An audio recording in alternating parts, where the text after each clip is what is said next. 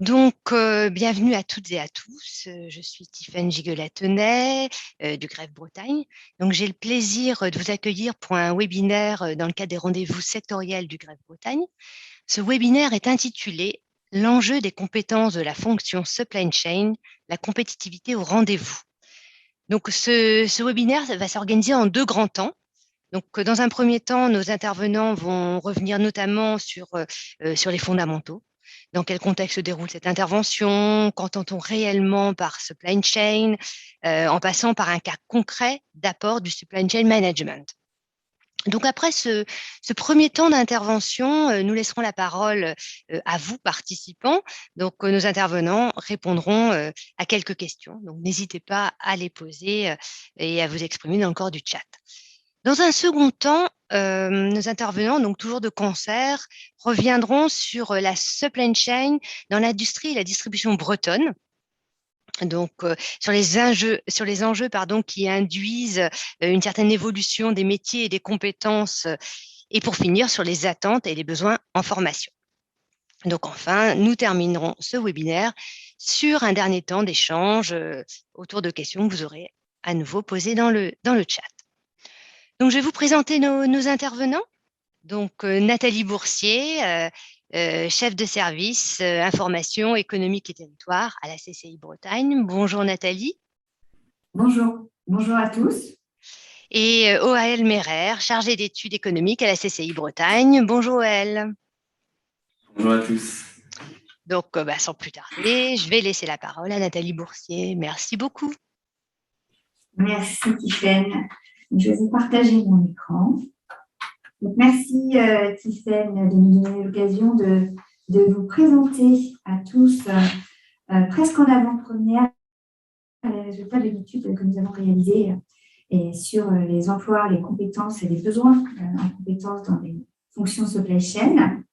Pour revenir sur notre contexte d'intervention, donc cette étude a été réalisée en réponse à un appel à projet qui a été lancé par l'État, représenté par la DRECS, donc la DRECS, la Direction régionale de l'économie, de l'emploi, du travail et des solidarités, et puis la région, le Conseil régional de Bretagne, dans le cadre du contrat plan État-région, le CPER 2015-2020, sur le volet de l'emploi. L'objectif de cet appel à projet avait pour objectif de se doter, de s'équiper d'outils de connaissance des problématiques emploi-formation sur des secteurs d'activité, des filières structurantes ou innovantes en Bretagne. Au final, en s'appuyant sur ces connaissances, l'objectif était de permettre de mettre en œuvre la déclinaison opérationnelle des politiques de formation qui sont encadrées dans le cadre du CPRFDFOP. Et donc, c'est dans ce cadre-là que nous avons réalisé l'étude. Notre étude, elle se différencie un peu de ce qu'on peut voir dans ce type d'appel à projet, puisqu'on n'est pas sur un secteur d'activité.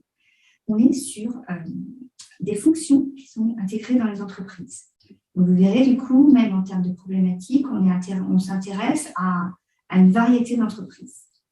Cette étude, qui a été pilotée par la CCI Bretagne, a été menée en partenariat avec Bretagne Supply Chain et en cofinancement avec la DRECS et le Conseil régional de Bretagne.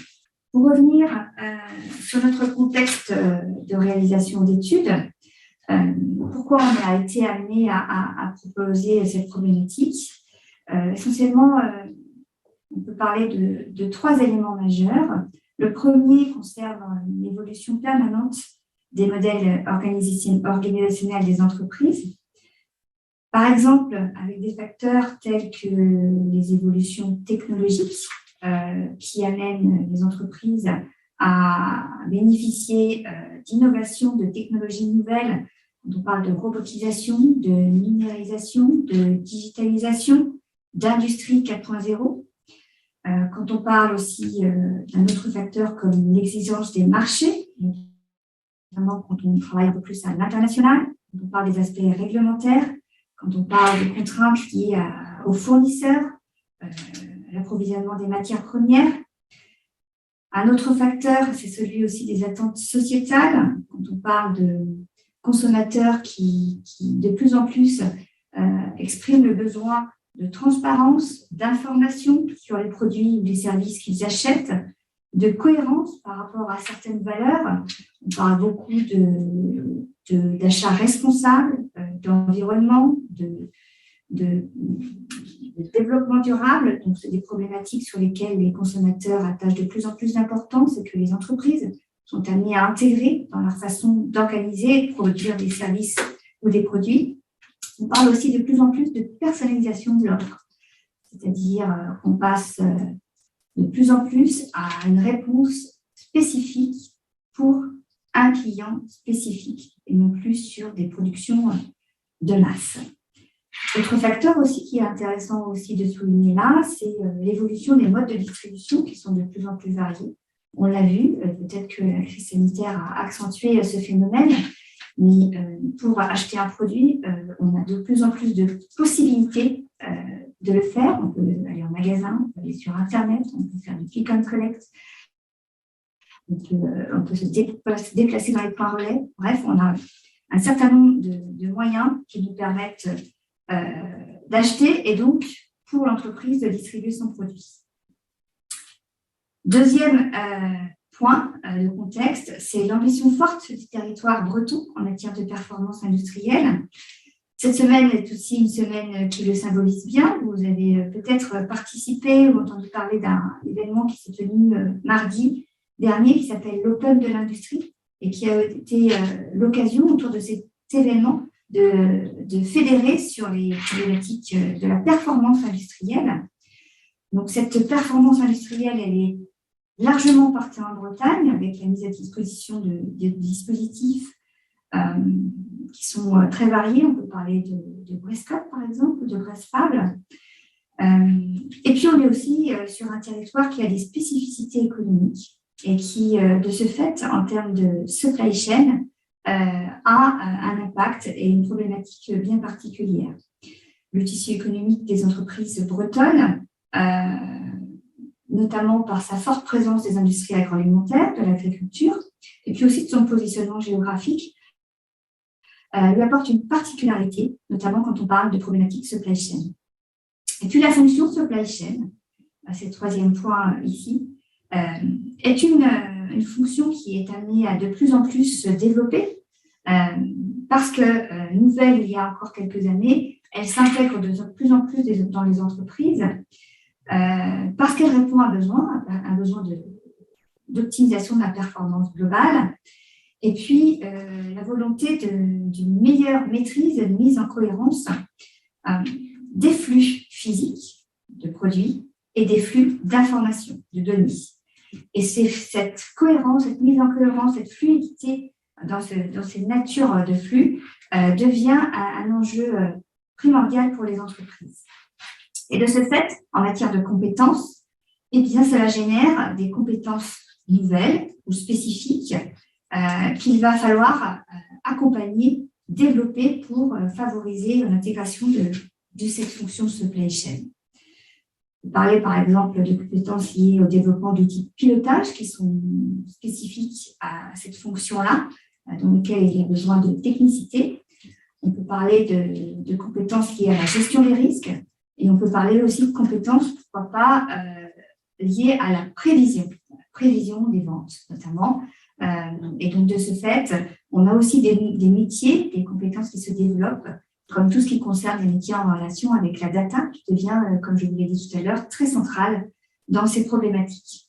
Quand on parle de data, on parle aussi bien de la connaissance client, donc des données en relation avec le client, des données en relation avec le produit, qualification du produit, son mode de consommation, le contexte de consommation, des données financières, des données de rentabilité de l'entreprise, et puis des données de flux de logistique, tout simplement pour renforcer la traçabilité et la qualité. Alors, pour continuer sur le contexte de réalisation de l'étude, je vous ai parlé qu'il y avait des spécificités de la Bretagne, c'est bien pour ça qu'on a proposé cette étude dans cet appel à projet. Les spécificités de la Bretagne, il y en a un certain nombre. Déjà, la Bretagne est dotée d'un réseau d'infrastructures qui est particulièrement développé.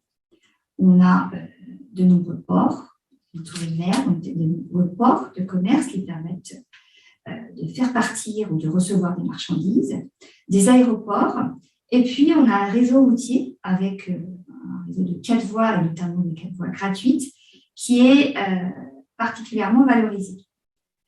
En contrepartie, on est aussi plutôt péninsulaire, à l'ouest, complètement à l'ouest, et plutôt excentré des grands flux nord-sud de l'Union européenne. Deuxième point, je vous ai parlé de la position géographique de la Bretagne, plutôt péninsulaire, et donc qui l'éloigne des grands bassins de consommation, que ce soit des grandes métropoles nationales, voire européennes. Mais en contrepartie aussi, l'industrie est fortement présente en Bretagne, et donc on a une certaine proximité par rapport au lieu de production. Troisième facteur à souligner en termes de spécificité bretonne, c'est qu'on a une offre de transporteurs qui est plutôt bien étoffée en Bretagne, notamment avec un tissu économique qui est constitué de nombreuses PME et qui en font un atout fort en termes de logistique. Quatrième point aussi à souligner, c'est l'attachement fort des Bretons à la Bretagne. Quand on parle d'attachement fort des Bretons, c'est aussi bien la population, les habitants, les salariés, mais aussi les chefs d'entreprise qui sont particulièrement attachés à la localisation et à la Bretagne. De ce fait, cet attachement est un atout aussi, puisque la population bretonne, les collaborateurs, l'emploi breton est perçu comme un vivier d'emploi de qualité, avec des compétences comportementales et de savoir-être qui sont reconnues. On est sur un territoire où on a moins de concurrence à l'emploi par rapport aux grandes métropoles, comme par exemple la région parisienne. Une activité économique certes significative, mais en comparaison à la région parisienne, on est sur un autre niveau. Donc, de ce fait, une concurrence moindre sur l'emploi, plus de fidélité des salariés, et puis aussi plus de compétitivité. On n'a pas forcément les mêmes niveaux de salaire en province qu'en région parisienne. Et ça aussi, c'est un atout qui rentre dans la performance globale de l'entreprise.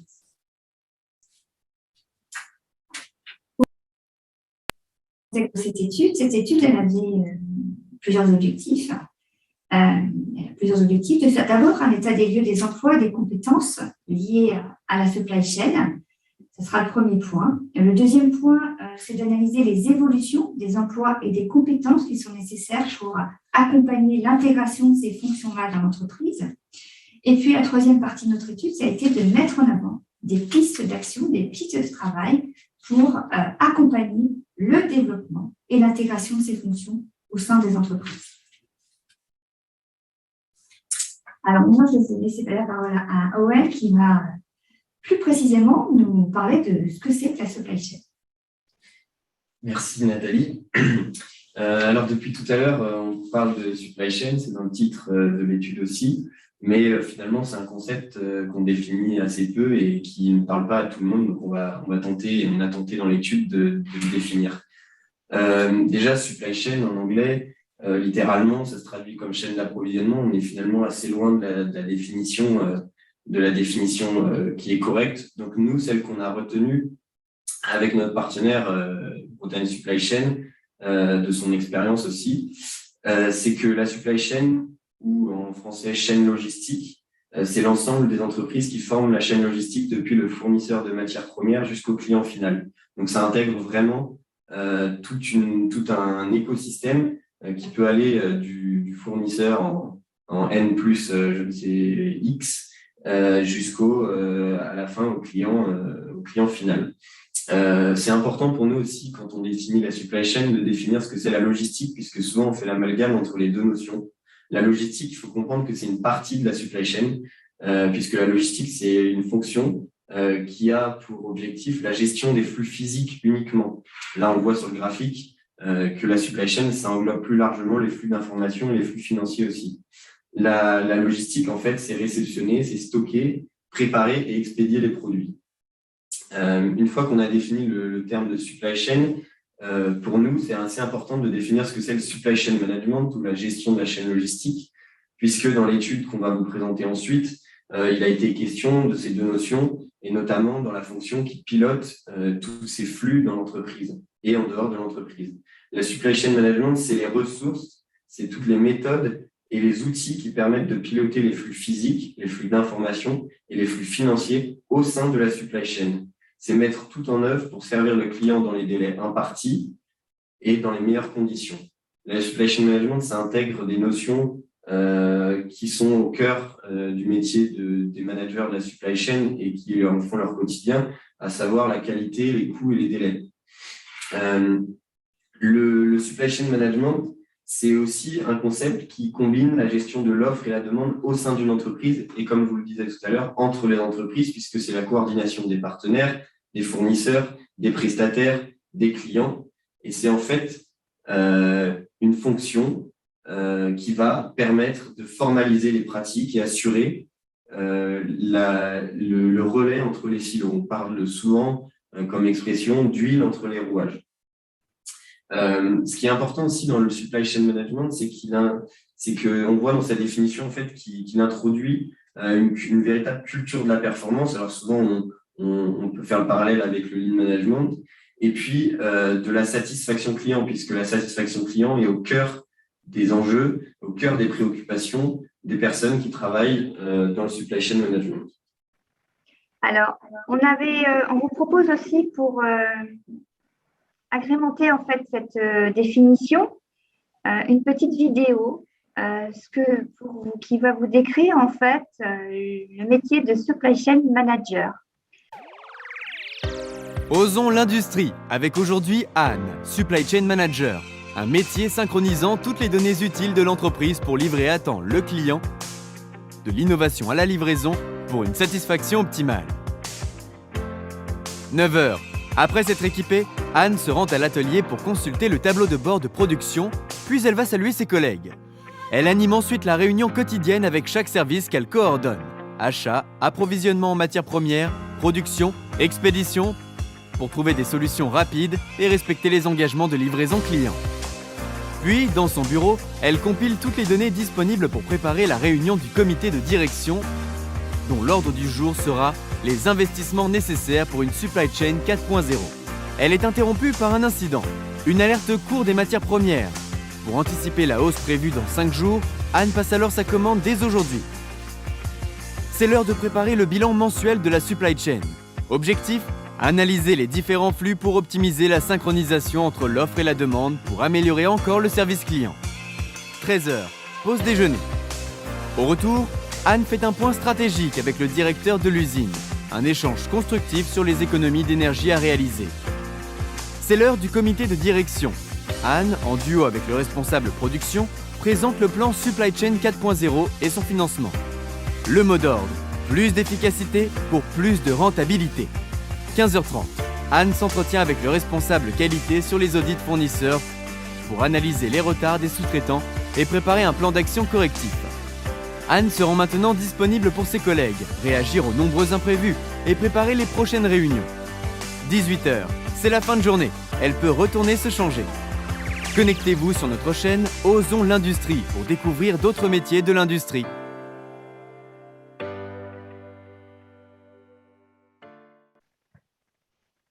Donc, je vous propose d'enchaîner avec, toujours dans ce contexte général d'intervention, sur la présentation d'un cas concret de ce que peut apporter le supply chain management dans une opération spécifique. Donc, pour ce faire, on est parti d'un sujet qui nous a tous concernés à un moment donné, c'est la campagne de vaccination contre la COVID-19. En termes de contexte, on était pour cette campagne sur une problématique qui était particulièrement complexe, exceptionnelle, du caractère inédit de la crise sanitaire et de cette campagne de vaccination. Pourquoi si exceptionnel? Déjà parce que, de par son ampleur, on était sur une campagne de vaccination qui est planétaire. Il a fallu distribuer des milliards de doses de vaccins, les produire d'abord, produire des vaccins, créer le vaccin, le produire et le distribuer partout dans le monde.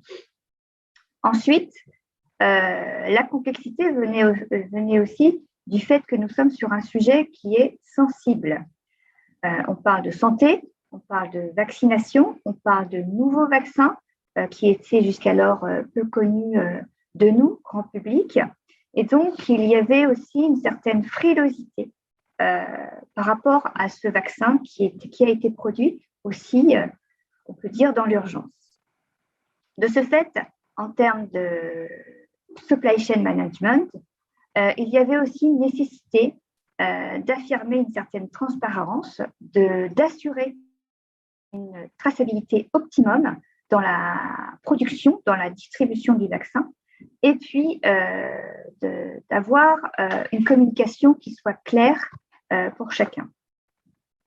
Troisième facteur, comme je le disais tout à l'heure, on était sur un caractère d'urgence de vacciner. Urgence de vacciner, pourquoi? Pour limiter les dégâts sanitaires dans un premier temps, et puis aussi économique, puisque cette crise, on l'a bien tous vécu, a eu un impact significatif au niveau économique partout dans le monde.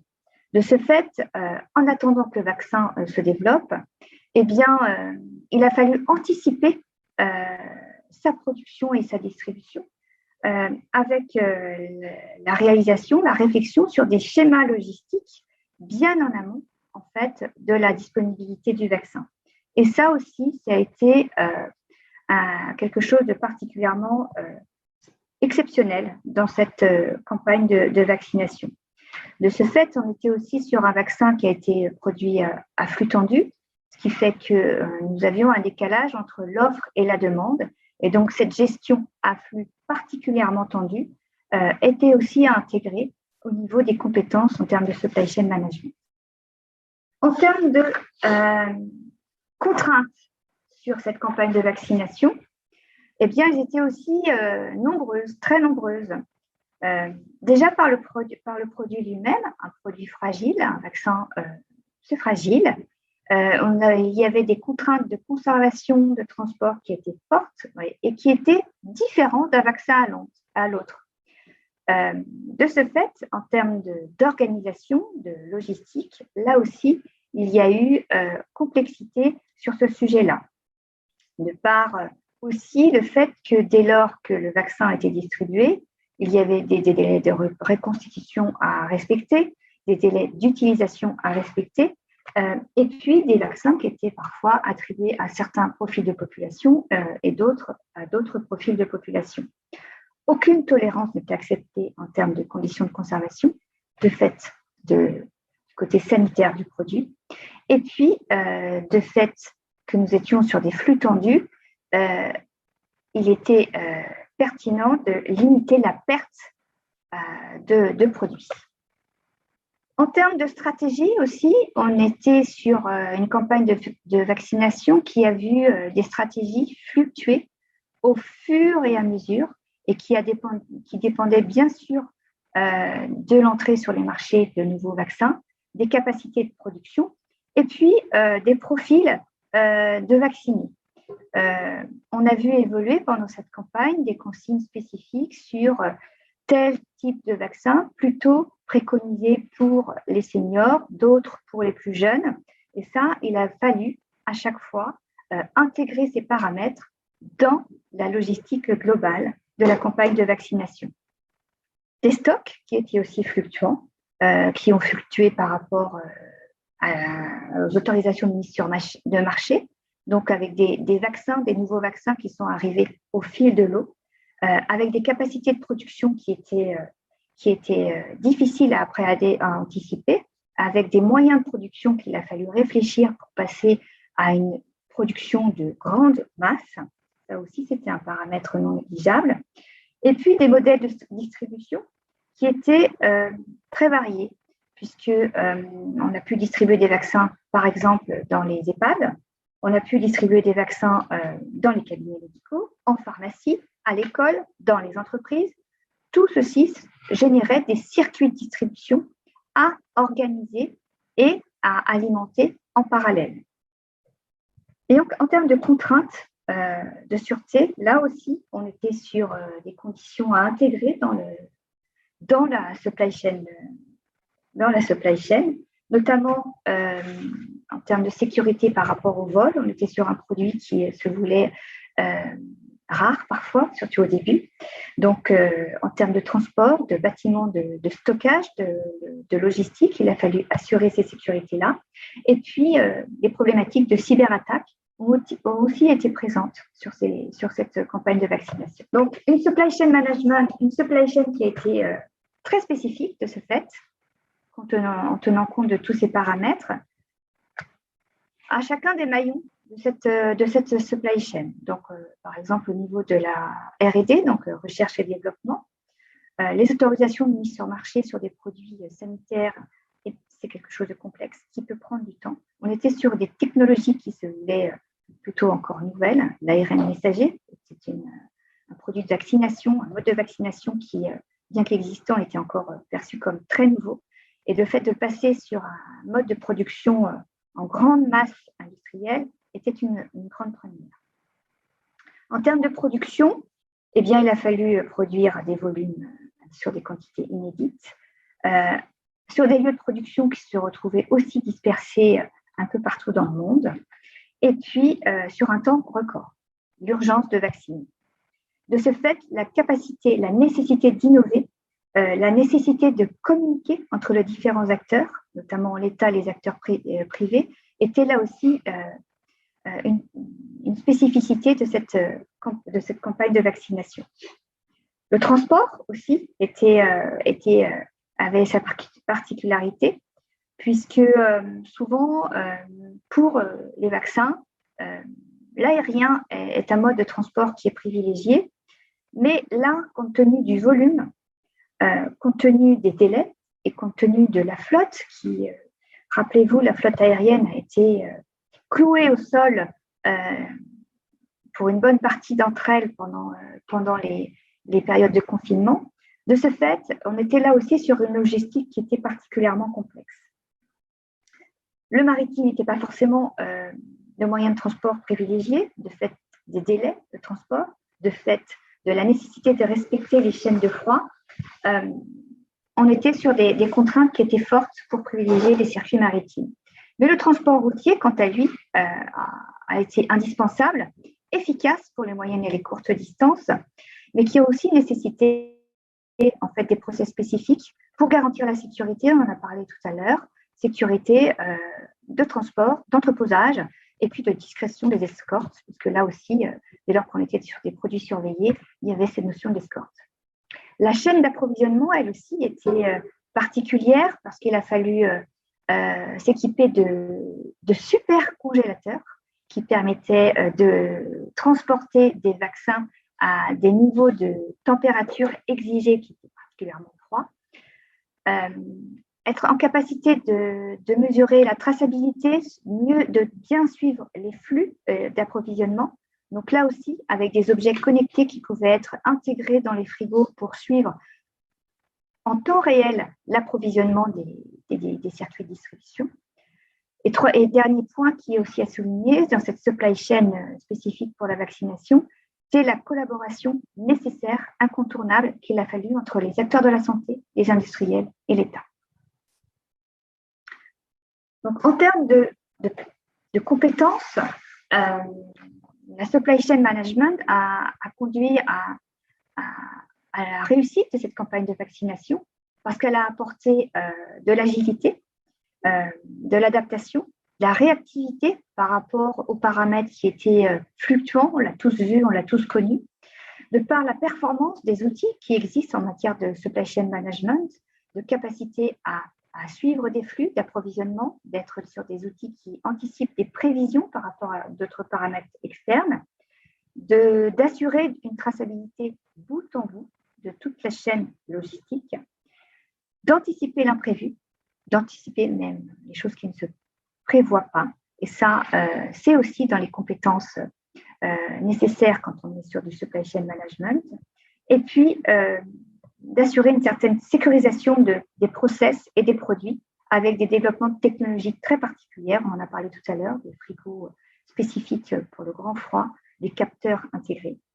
Tout ça pour globalement assurer une certaine fluidité dans le transport, dans le flux des produits et des données. Moi, j'ai une petite question par rapport notamment à l'exemple très spécifique de la Covid. Donc, on voit que les acteurs, on va dire, ont été réactifs, que ça a fonctionné, ça a plutôt bien fonctionné. Est-ce dû aussi, alors, non seulement à cette réactivité, mais est-ce dû aussi à l'expérience passée? Est-ce que c'était des acteurs qui étaient prêts, on va dire, à l'imprévu déjà? Est-ce que, voilà, là, c'est quelque chose de très spécifique, mais est-ce qu'ils ont eu à gérer d'autres crises ou est-ce que c'est tout simplement l'expérience passée qui a fait qu'ils ont été réactifs? On a pu voir et lire de cette expérience, on était quand même sur un caractère inédit. Une crise sanitaire doublée d'une crise économique, doublée sur une solution, donc la production d'un vaccin qu'il a fallu produire en urgence avec des technologies qui étaient encore nouvelles. Donc oui, en effet, il a fallu anticiper, mettre en place des scénarios, et notamment, c'est ce que je vous ai dit tout à l'heure, anticiper ce vaccin qui allait arriver, donc anticiper avant que le vaccin soit là, déjà la campagne de vaccination en matière de logistique, avant même que le vaccin, lui, soit disponible sur le marché. Donc oui, il a fallu préparer, anticiper cette campagne de vaccination en tenant compte des imprévus, puisqu'on a vu que cette crise sanitaire nous a réservé beaucoup de surprises. Très bien. Donc, vous auriez pu rajouter une petite ligne anticipation, en fait. Voilà, ça aurait été, on va dire, ça aurait été parfait. C'est vrai que ce sont des acteurs qui ont l'habitude d'anticiper. On va peut-être enchaîner sur la suite. Oui, donc les fonctions supply chain dans l'industrie et la distribution en Bretagne. Donc là, du coup, je vais laisser la parole à OL. On va rentrer dans le vif du sujet, c'est-à-dire l'étude en soi. Oui, donc pour revenir sur les résultats de l'étude, avant de rentrer précisément dans les résultats, pour nous, dans un premier temps, c'est important de montrer le périmètre auquel on s'est intéressé. Donc nous, on s'est intéressé à un périmètre de 1900 entreprises implantées en Bretagne qu'on a désigné avec une sélection sur les codes 9, tout simplement. On s'est intéressé aux industriels et aux acteurs de la distribution, en fait, à tous les chargeurs bretons. Le but de l'étude, c'était pas non plus de prendre en compte les entreprises du transport et de la logistique, puisqu'il y a déjà de nombreuses études qui ont été faites à ce sujet-là.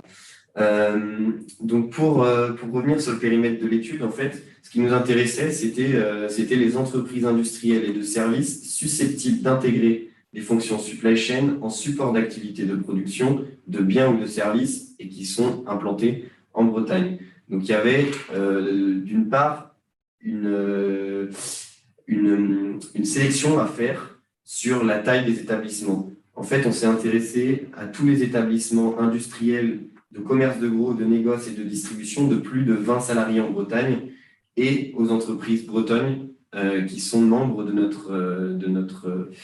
de Bretagne Supply Chain, notre partenaire pour cette étude.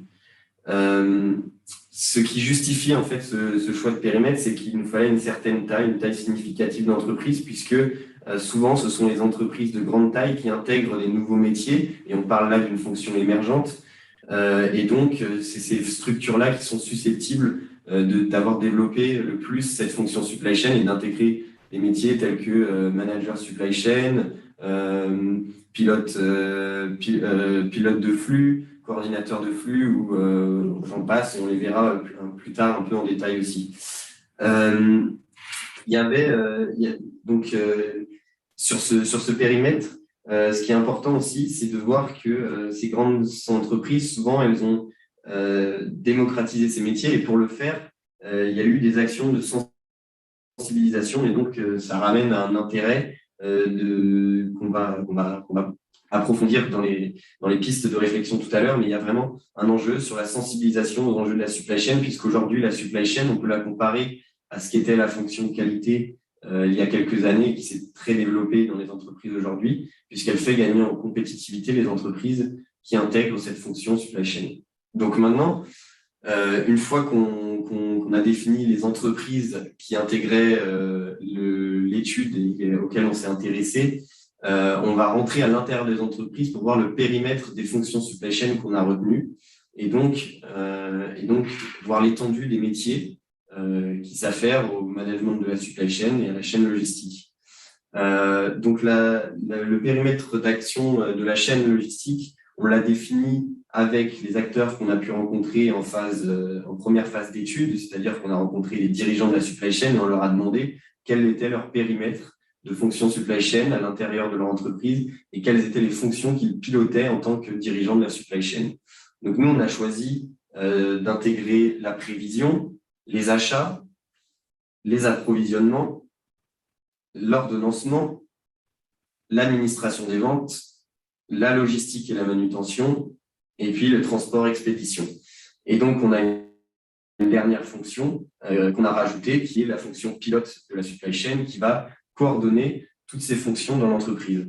Il faut vous remarquer dans cette diapositive que la logistique, finalement, c'est qu'un petit bout de tout ce que va pouvoir piloter la fonction chaîne logistique dans une entreprise. On aurait pu aussi intégrer d'autres fonctions qui ne sont pas présentes, comme la qualité, la maintenance, mais voilà, on a fait ce choix de rester sur ces fonctions puisque c'est celles qui nous paraissaient les plus proches de la réalité et de ce qu'on avait pu entendre au gré de nos entretiens. Donc, ce qui est intéressant maintenant, c'est d'entrer dans les résultats de l'étude. On a voulu vérifier auprès des entreprises qu'on a interrogées ensuite en phase d'enquête. On a voulu savoir quelles étaient les fonctions qu'elles pilotaient dans la supply chain. Et en fait, quand on regarde les résultats, on voit que on a des résultats qui sont plutôt hétérogènes et en fait, on n'a aucune fonction qui est intégrée à 100% dans le périmètre du supply chain management dans les entreprises. Puisqu'en fait, c'est tout simple, mais l'organisation opérationnelle d'une entreprise, elle est différente selon le secteur d'activité, selon sa taille, selon sa maturité. Et donc, toutes les entreprises ont un périmètre de fonction logistique qui est différent. On voit cependant qu'il y a l'administration des ventes, par exemple, qui n'est présente que dans 22% des entreprises qu'on a interrogées dans le périmètre de la supply chain. Ça s'explique parce que chez les répondants, l'administration des ventes, souvent, elle est reliée davantage à la fonction commerce pour l'instant qu'à la fonction supply chain. On peut imaginer qu'une fonction supply chain mature et développée, elle va intégrer toutes ces fonctions-là dans son entreprise, mais ce n'est pas forcément le cas pour toutes les entreprises. Et en fait, on s'est aussi intéressé pour chacune des entreprises qu'on a enquêtées, à savoir comment elles se positionnaient sur le niveau de maturité de la supply chain. Et on remarque, sans surprise, que les entreprises de plus de 250 salariés ont un niveau de maturité de leur supply chain qui est supérieur aux entreprises de moins de 50 salariés et qui est assez significatif, puisqu'on a une moyenne du niveau de maturité qui est de 6 sur l'ensemble des répondants. Ça monte à 7,2 pour les entreprises de plus de 250 salariés, alors qu'on descend en dessous de 5 ou à 5 pour les entreprises de 20 à 50 salariés. Donc, c'était aussi pour ça, pour nous, c'était aussi important de s'intéresser à les entreprises qui avaient une certaine taille pour étudier les fonctions logistiques et leurs emplois dans les entreprises bretonnes. Il y a un dernier point, c'est que on voit des résultats disparates, mais il faut savoir aussi dans l'organisation des fonctions logistiques dans les entreprises qu'il y a 8 entreprises sur 10 qu'on a interviewées et qu'on a interrogées en phase d'enquête qui confient une partie de la gestion de leur chaîne logistique à des prestataires extérieurs, en fait, qui externalisent. Et donc, par exemple, parmi celles qui externalisent, la fonction transport, elle est externalisée par 61% des répondants à l'enquête qui externalisent l'une des fonctions de leur chaîne logistique. Globalement, nous savions, avant ces études, que nous avions en Bretagne environ 80 000 emplois qui étaient dédiés à la chaîne logistique. 80 000 emplois, quel que soit le secteur d'activité, donc qui intégrait aussi, notamment par exemple, les entreprises de transport. Quand on zoome plus spécifiquement sur le périmètre de notre étude, c'est-à-dire les entreprises industrielles et de distribution, eh bien, nous avons recensé 33 000 emplois qui font partie du périmètre des fonctions logistiques qu'on a établi dans notre étude, hors intérim, et qui sont recensés en Bretagne. Mais en fait, ce chiffre, on a l'intime conviction qu'il est sous-estimé. Il est sous-estimé pour une raison principale, qui est que tous les nouveaux métiers dont on a parlé tout à l'heure, qu'on a pu déjà avoir sur lesquels on a pu avoir une première approche, ne sont pas forcément encore spécifiquement référenciés dans les référentiels de métiers qui existent. Difficile de trouver un prévisionniste, difficile de trouver un responsable supply chain spécifiquement. Donc, de ce fait, ce comptage, ce recensement des emplois n'a pu être fait que sur les métiers qu'on a pu identifier et qui existaient dans les référentiels métiers qui sont disponibles à ce jour. Donc, de ce fait, ça, c'était aussi on verra tout à l'heure en conclusion, c'est aussi une piste d'action spécifique qui pourra être soulignée, c'est-à-dire que pour mieux analyser l'évolution des emplois et des compétences, la nécessité d'intégrer ces nouveaux métiers dans les référentiels existants pour mieux les observer. Donc, ce qu'on a recensé là, ces 3 000 emplois, on a quand même un tiers à peu près des emplois qui sont des emplois de magasiniers, de caristes, par exemple. On retrouve aussi des profils ingénieurs en achat, en maintenance, en logistique, en production, des responsables d'entrepôt, des responsables de transport, pour 8% aussi. Tout un tas de métiers en fait qu'on a pu recenser qui font partie de notre périmètre. En termes de niveau d'enseignement, de formation plutôt, on a à peu près la moitié des emplois qui sont des emplois qui ne nécessitent pas le bac, puisque 40% sont à niveau BEP, CAP, 15% sans diplôme. On a 22% qui sont des emplois qui nécessitent un niveau bac et un petit quart des emplois qui nécessitent un niveau d'enseignement supérieur.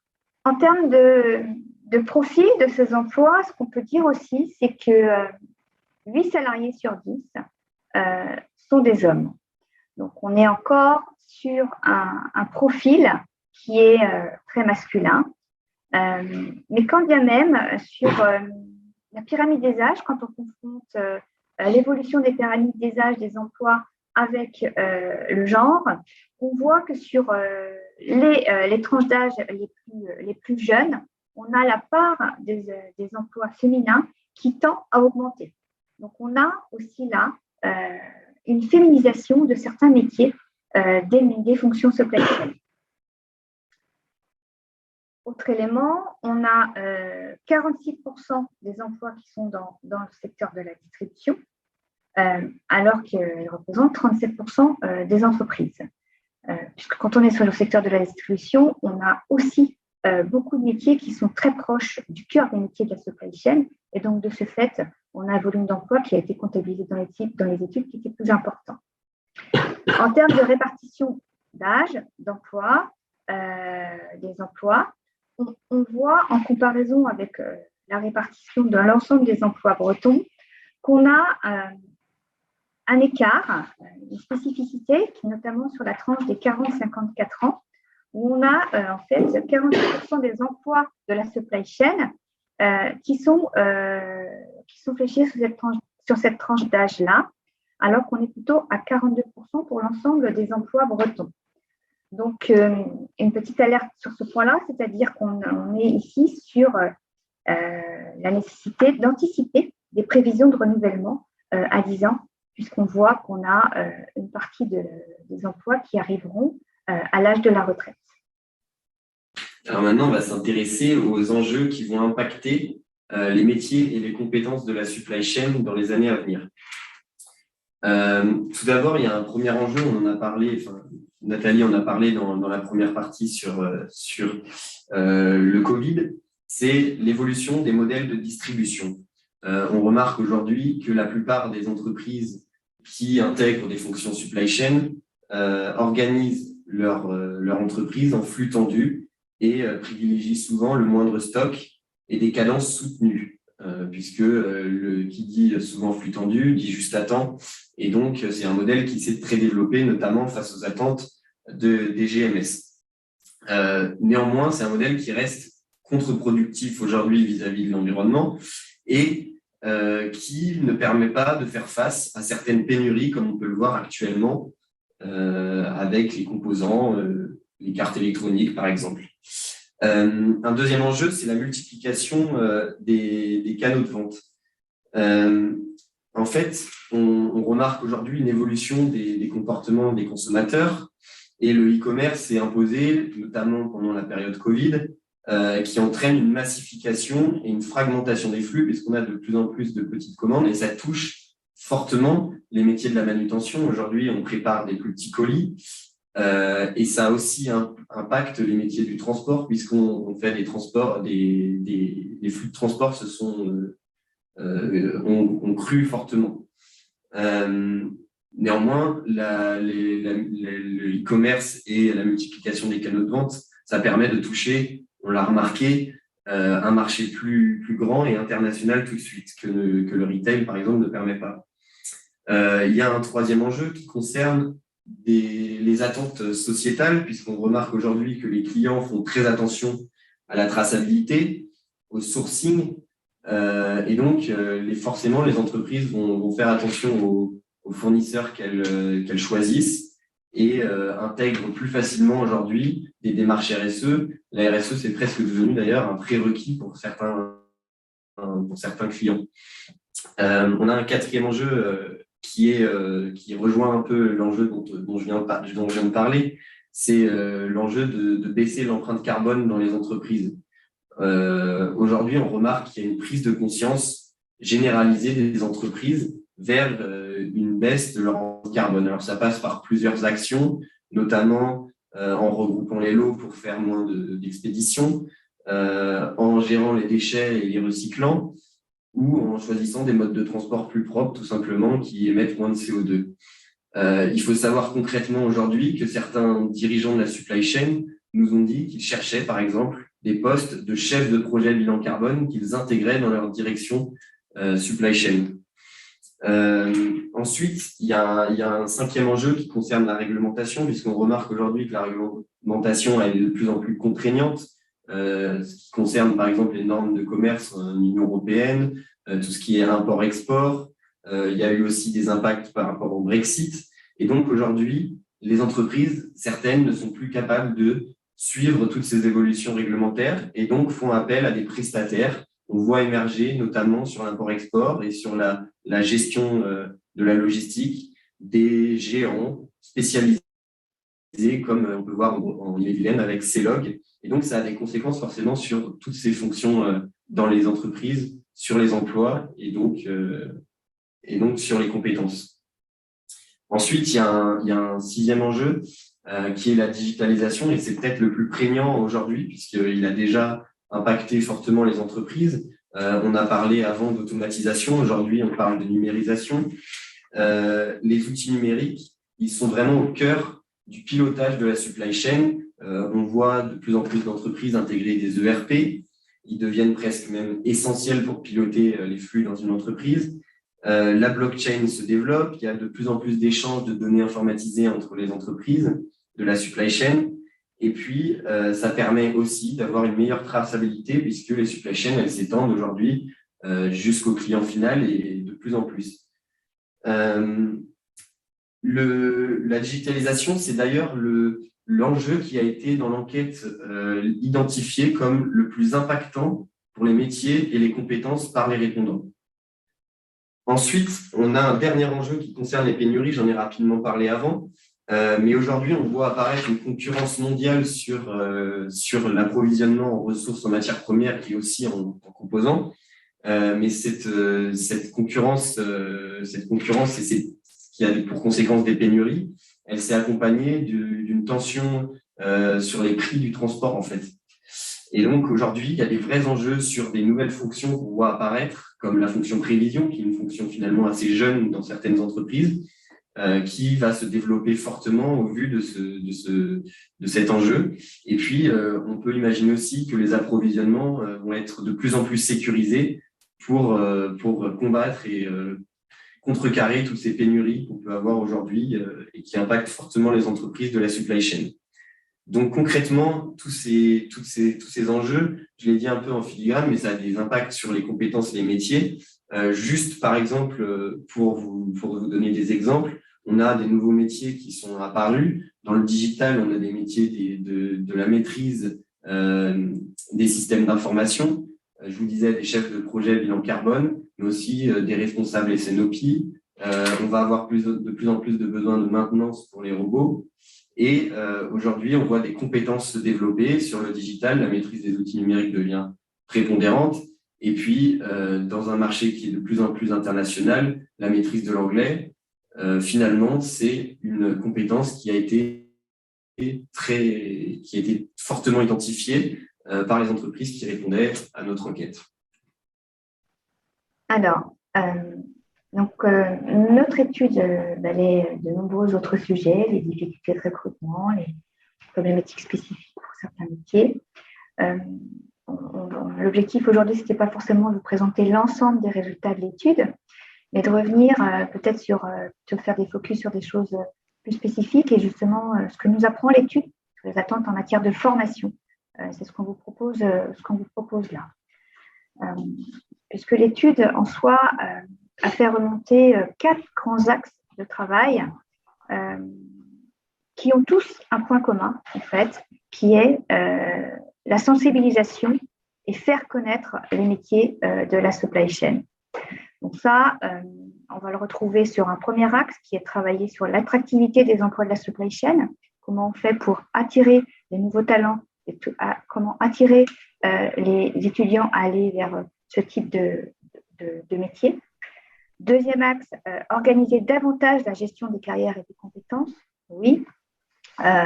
Au-delà en fait de l'initialisation de compétences et des formations, comment on fait pour anticiper, organiser les compétences de façon prévisionnelle dans l'entreprise. Troisième axe, ancrer la formation bretonne comme la réponse aux besoins des entreprises. C'est ce qu'on va décliner tout à l'heure avec vous. Et puis le quatrième axe, c'est communiquer plus largement sur les enjeux de la supply chain pour accroître la compétitivité des entreprises de la région. Ce qu'on vous propose ici, c'est de nous concentrer sur le troisième axe. L'ensemble des axes sont déclinés dans le rapport détaillé que vous pourrez trouver sur le site de la CCI Bretagne. Donc, le troisième axe, comment travailler l'ancrage de la formation bretonne comme la réponse aux besoins des entreprises en matière de compétences de supply chain. Premier point qui est intéressant à souligner, c'est que globalement, les entreprises sont satisfaites de l'offre de formation régionale sur ces métiers-là, sur ces compétences-là, puisque 7 entreprises sur 10 se disent satisfaites de l'offre de formation initiale sur les métiers liés à la supply chain. Mais seulement 6% très satisfaites. Donc un taux de très satisfaits qui mériterait d'être amélioré. Et quand on a posé la question aux entreprises de pourquoi, qu'est-ce qui pourrait renforcer votre satisfaction par rapport à cette offre de formation initiale, travailler sur la visibilité de l'offre, travailler sur l'information, la connaissance des offres a été un des moteurs, un des leviers qui leur permettrait de mieux connaître ce qui existe et de mieux en profiter. Le manque de formés aussi a été souligné, qui doit être certainement aussi en corrélation forte aussi avec le manque de connaissance de l'offre existante, parce que si on ne connaît pas l'offre existante, on peut aussi penser qu'il n'y a pas suffisamment de formés. En matière de formation continue, là aussi, on est sur un niveau de satisfaction qui semble très en phase avec les attentes des entreprises, puisqu'une entreprise sur 2 a recours à la formation continue pour monter en compétence sur ses fonctions de supply chain, avec un catalogue qui est perçu comme complet, qui est un outil incontournable pour intégrer des nouvelles compétences dans l'entreprise et qui nécessite en fait d'être davantage valorisé aussi.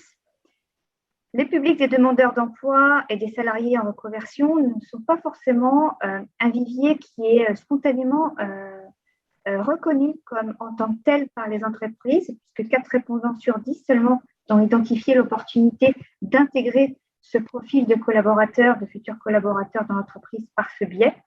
Donc, l'opportunité aussi d'accompagner ces profils vers des compétences qui sont tout à fait intégrables compte tenu des besoins dans l'entreprise. Donc, en termes de pistes d'action, la piste d'action première qui est travaillée et déclinée plus en détail dans le rapport reste la visibilité de l'offre. Travailler la visibilité de l'offre en incluant, pourquoi pas, une offre de formation complémentaire d'initiative locale qui a du coup l'intérêt d'être plus souple, plus agile et qui permet plus localement de s'adapter aux besoins des entreprises. Et puis aussi valoriser davantage les parcours de techniciens, c'est-à-dire des niveaux intermédiaires, Bac+2, Bac+3, qui sont souvent manquants. En tout cas, c'est ce que nous disent les entreprises, puisqu'elles ont souvent affaire à des profils de niveau de qualification Bac, voire ensuite Bac+4 et 5, mais beaucoup moins des profils intermédiaires qui, eux, ont un mérite d'exister puisqu'ils répondent à des besoins d'entreprises très opérationnels et pour lesquels il y a des débouchés très clairs. Bon, je vais malheureusement devoir conclure, c'est un petit peu dommage. Donc, bien évidemment, je souhaite remercier mes intervenants qui ne m'entendent pas. Ça va vraiment vous donner envie d'aller voir l'étude, d'aller la consulter. On vous donnera les liens pour la consulter. Je vais vous remercier. Je vais vous libérer. Désolée pour ces petits soucis techniques. Et à très bientôt pour le prochain rendez-vous sectoriel. Donc, merci, au revoir.